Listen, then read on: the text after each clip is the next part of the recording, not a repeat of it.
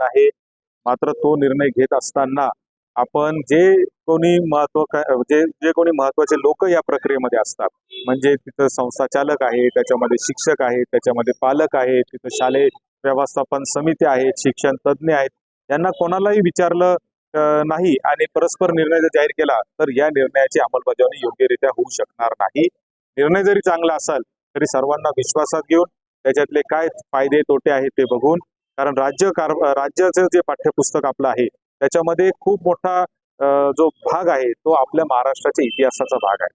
महाराष्ट्राच्या सभोवतालच्या अनेक गोष्टी त्याच्यामध्ये आहेत. सीबीएसई मध्ये छत्रपती शिवाजी महाराजांवर किती असणार आहे आम्हाला माहित नाही, छत्रपती संभाजी महाराजांवर किती असणार आहे आम्हाला माहित नाही, महाराष्ट्राचा इतिहास किती असणार आहे मला माहित नाही, मराठीला अभिजात भाषेचा दर्जा मिळालेला आहे किती त्याच्यामध्ये सीबीएसई मध्ये त्याचा समावेश असणार आहे आम्हाला माहित नाही. आणि म्हणून मला असं वाटतं की ती माहिती जोपर्यंत आम्हाला मिळत नाही तोपर्यंत ही अंमलबजावणी करू नये अशी माझी सरकारला विनंती आहे. या सगळ्या मुलींचं पालकत्व आम्ही घेतलेलं आहे. मागाडे असतील, पूनम तर खेमनर पहिल्यापासून पुढे गेलेली आहे, ती तर आता IPL मध्ये खेळतीच आहे, तिचा तर विषयच नाही. अजिंक्य आता आपला आहे, अजिंक्यची आमची अनेक वेळा या विषयावर चर्चा होत असते की कसं संगमनेरातल्या मुला मुलींना प्रोत्साहन द्यायचं. अजिंक्यच्या नावाने आपण एक अकॅडमी पण संगमनेरला चालू करतोय आणि 14 एप्रिल ते 14 मेच्या दरम्यान आपण इथं प्रशिक्षण शिबिर देखील ठेवतोय. अनेक उपक्रम क्रिकेटच्या माध्यमातून आमची इच्छा आहे. आणि फक्त क्रिकेट नाही तर 2036ला जेव्हा ऑलिम्पिक या देशामध्ये होईल, माननीय पंतप्रधान मोदीजींनी जाहीर केलंय की आम्ही 2036ला भारतात ऑलिम्पिक होणार आहे. तर भारतात होणाऱ्या ऑलिम्पिकमध्ये भारताला सर्वाधिक मेडल मिळाले पाहिजे.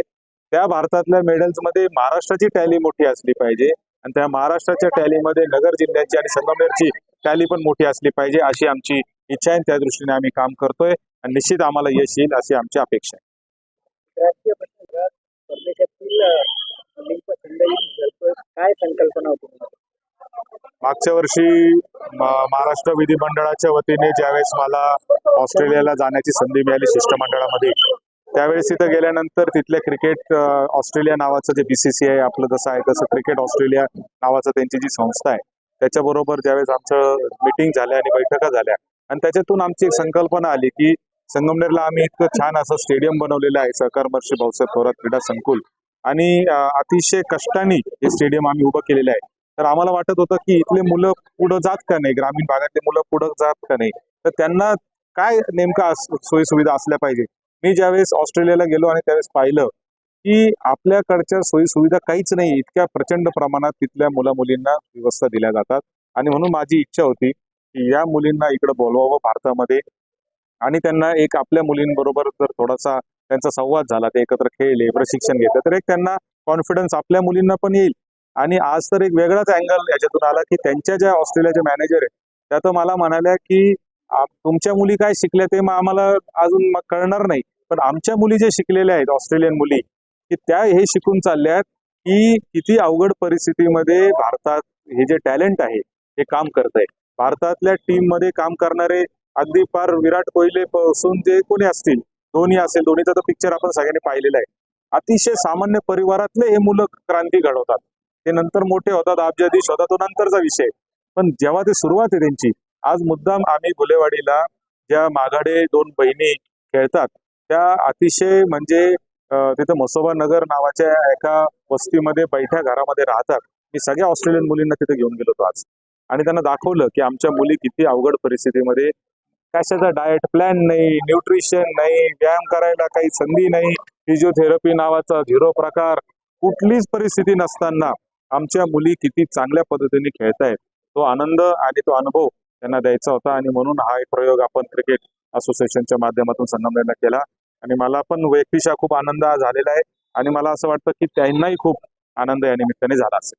सध्या पाहिलं तर डब्ल्यू आहे काम करतायत, जर पाहिलं तर मागच्या 2.5 वर्षांनी आता जे सुरू आहे नवीन बदललेलं सरकार, युवा आमदार म्हणून कसं वाटतं त्या विधान परिषदेत काम करताना, ज्या पद्धतीने आता आरोप प्रत्यारोप या सगळं चाललंय? मला असं वाटतं की विधान परिषद असेल किंवा विधानसभा असेल, आता मी तर फार नवा सदस्य आहे म्हणून मला फार काही अनुभव त्यातला नाही, परंतु जे जुन्या अनुभवी सदस्यांकडून मी ऐकतोय त्याच्यानुसार कुठंतरी त्याच्यामध्ये एक बेशिस्तपणा जो आहे तो कारभारामध्ये आलेला दिसतोय. आणि याला मला असं वाटतं की सध्याची राजकीय परिस्थिती जबाबदार आहे. कोणत्या व्यक्तीला, पक्षाला, विचाराला नाव ठेवण्याचं काही कारण नाही. ही जी राजकीय परिस्थिती आज तयार झालेली आहे, प्रत्येक जण ज्या पद्धतीने अतिमहत्वाकांक्षी झालेला आहे आणि महत्वाकांक्षेच्या नादामध्ये आपण काय बोलतोय, काय करतोय, कसं वागतोय याकडे लक्ष आपलं राहिलेलं नाही.